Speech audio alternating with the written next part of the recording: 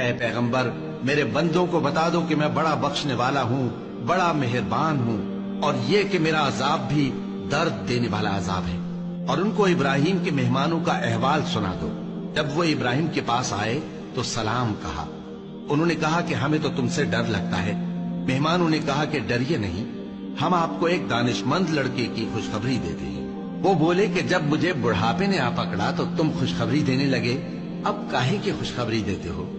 انہوں نے کہا کہ ہم آپ کو سچی خوشخبری دیتے ہیں، سو آپ مایوس نہ ہوں۔ ابراہیم نے کہا کہ اللہ کی رحمت سے مایوس ہونا تو گمراہوں کا کام ہے۔ پھر کہنے لگے کہ فرشتوں، تمہارا اصل کام کیا ہے؟